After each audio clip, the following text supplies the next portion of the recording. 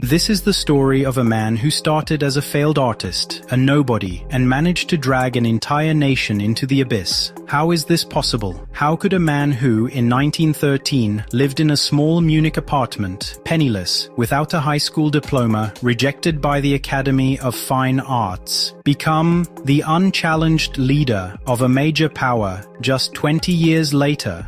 The answer is complicated. It is a story of trauma, crisis, and a deep, toxic seed that germinated in the soils of Europe. It is the story of Adolf Hitler and the rise of National Socialism.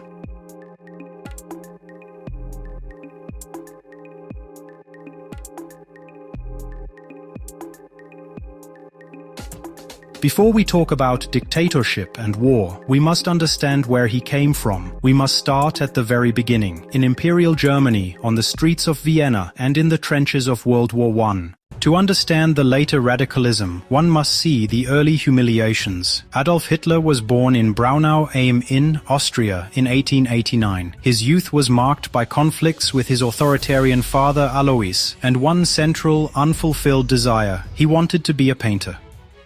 After his parents' death, he moved to Vienna, hoping to be accepted into the Academy of Fine Arts. He was rejected twice. Instead of brush and canvas, poverty and bitterness dominated his life. He scraped by as an odd-job worker, selling cheap watercolors to tourists and living in men's hostels. In this environment of poverty and frustration, he delved deeply into the radical ideas of his time, an aggressive, exaggerated nationalism that demanded the unification of all Germans, and a deep, virulent anti-Semitism that was widespread in Vienna at the time. These ideologies filled the void of his failed civilian life. In 1913, he fled military service in Austria and moved to Munich, and history took a fateful turn. When World War I broke out in August 1914, Hitler saw it not just as a political necessity, but as a liberation from his dreary existence. He volunteered for the Bavarian Regiment.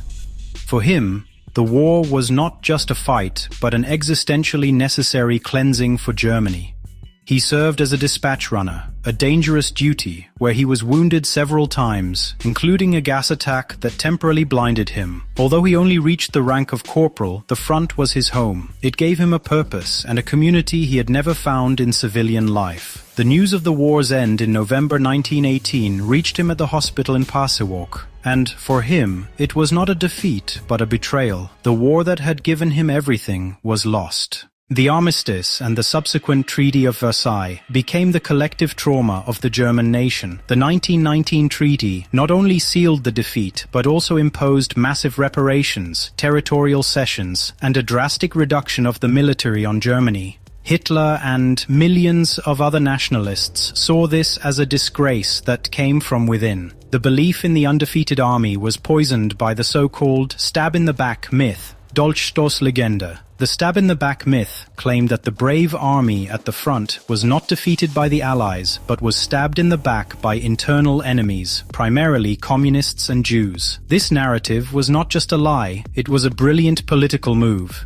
It shifted the blame from the military onto the young, democratic government, the Weimar Republic. It gave the rage and despair of the Germans a clear, tangible target. After his release from the hospital, Hitler found his new purpose. He became an intelligence agent for the Reichswehr, tasked with spying on nationalist and communist groups. This is how he came into contact with the German Workers' Party, DAP, one of many far-right fringe parties. He immediately recognized the potential. Here, he could sell his ideology of hatred, forged in Vienna and the war, as a political program. His rhetorical talent, which he had cultivated during the years of frustration, was now unleashed in Munich's overcrowded beer halls. The new democracy in Germany was fragile. In the early years of the Weimar Republic, the country was a simmering cauldron. Coup attempts from the right and uprisings from the left shook the political foundation. However, the worst threat came from their own pocketbook. The hyperinflation of 1923.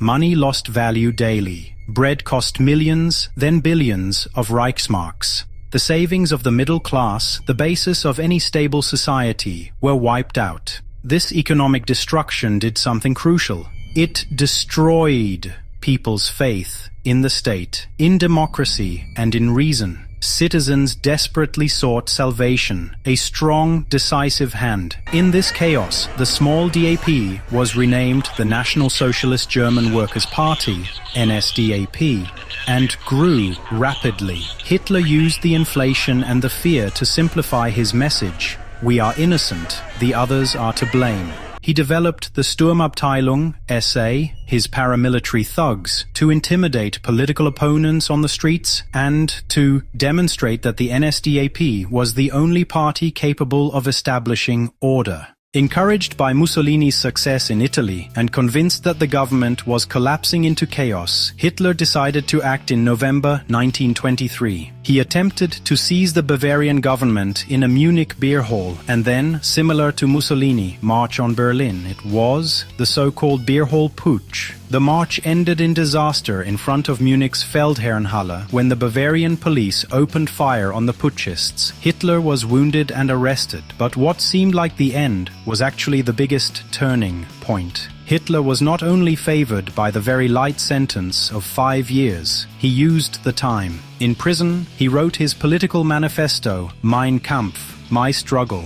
More importantly, the trial made him known nationwide. He realized that the path to power should not lead through a violent putsch, but through the legal system. He had to hollow out and destroy the system from within. When Hitler was released early from prison in late 1924, he was no longer just an outsider. He was a martyr of the movement and a national player. He had learned that power must be won not on the streets, but with the voice of the people. This is the foundation: a Germany traumatized by war, humiliated by Versailles, and financially ruined by inflation. The Weimar Republic failed to provide stability, and it was precisely into this emotional and political void that Hitler penetrated with his radical, simplifying message.